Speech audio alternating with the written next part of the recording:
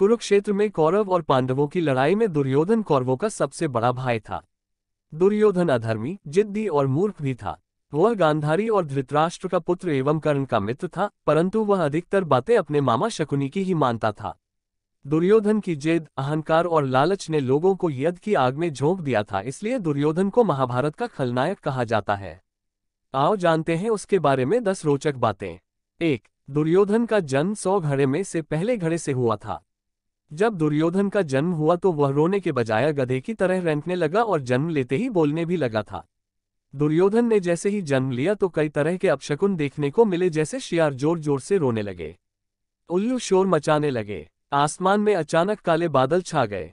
इन घटनाओं को देखकर विदुर ने कहा कि ये अपशकुन बता रहे हैं कि यह पुत्र हस्तिनापुर के विनाश का कारण बनेगा, इसे त्यागने में ही भलाई है। परंतु पुत्र मोह में धृतराष्ट्र और गांधारी ने ऐसा करने से मना कर दिया।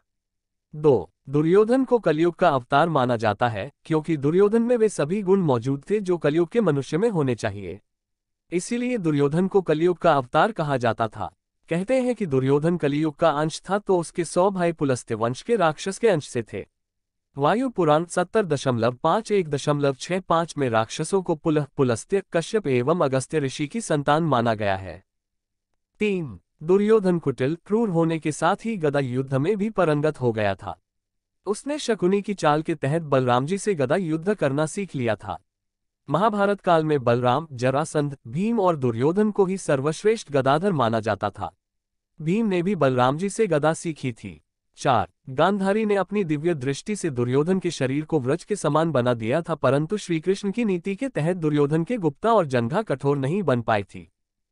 5. दुर्योधन की मृत्यु सबसे अंत में हुई और खास बात यह कि महाभारत के 18 दिन तक चले युद्ध के अंत के बाद दुर्योधन और भीम के बीच गया युद्ध हुआ, जिसमें भीम ने दुर्योधन की जंघा उखाड़कर फेंक दी थी, जिसके चलते दुर्योधन की मृत्यु हो गई थी। एक बार महर्षि मैत्रेय हस्तिनापुर पधारे। विश्राम के बाद धृतराष्ट्र ने पूछा, भगवान, वन में 5 पांडव कुशलपूर्वक तो है न? महर्षि ने कहा, वे कुशल है, लेकिन मैंने सुना कि तुम्हारे पुत्रों ने पांडवों को जुए में धोखे से हराकर वन भेज दिया। ऐसा कहकर पीछे मुड़ते हुए उन्होंने दुर्योधन से कहा, तुम जानते हो पांडव कितने वीर और शक्तिशाली हैं। महर्षि की बात सुनकर दुर्योधन ने क्रोध में अपनी जांघ पर हाथ से ताल ठोक दी।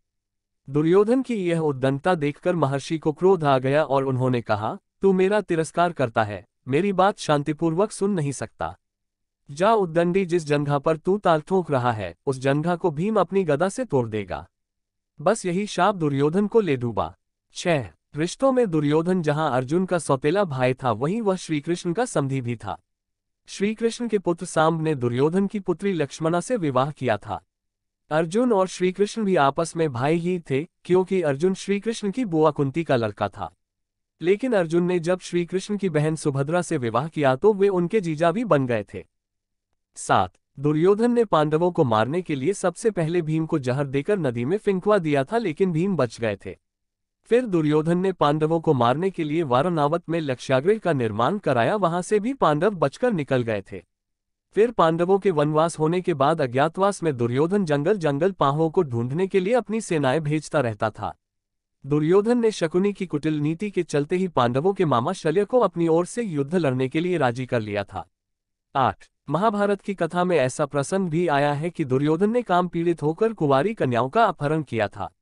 द्यूत क्रीड़ा में पांडवों के हार जाने पर जब दुर्योधन भरी सभा में द्रौपदी का अपमान कर रहा था, तब गांधारी ने भी इसका विरोध किया था, फिर भी दुर्योधन नहीं माना था। यह आचरण धर्म विरुद्ध ही तो था।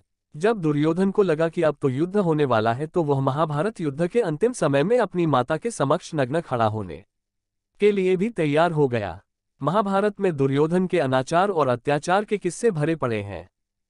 9. पांडवों और कौरवों द्वारा यादवों से सहायता मांगने पर श्रीकृष्ण ने पहले तो युद्ध में शस्त्र न उठाने की प्रतिज्ञा की और फिर कहा कि एक तरफ मैं अकेला और दूसरी तरफ मेरी एक अक्षौहिणी नारायणी सेना होगी। अब अर्जुन व दुर्योधन को इनमें से एक का चुनाव करना था। अर्जुन ने तो श्रीकृष्ण को ही चुना। तब श्रीकृष्ण ने अपनी एक अक्षौहिणी सेना दुर्योधन को दे दी और खुद अर्जुन का सारथी बनना स्वीकार किया। इस प्रकार दुर्योधन ने 11 अक्षौहिणी तथा पांडवों ने 7 अक्षौहिणी सेना एकत्रित कर ली। 10. दुर्योधन की पत्नी का नाम भानुमति था, जो मल्ल और द्वंद्व युद्ध में पारंगत थी और वह दुर्योधन के साथ अखाड़े में कुश्ती लड़ती थी। दुर्योधन ने भानुमति के साथ जबरन विवाह किया था।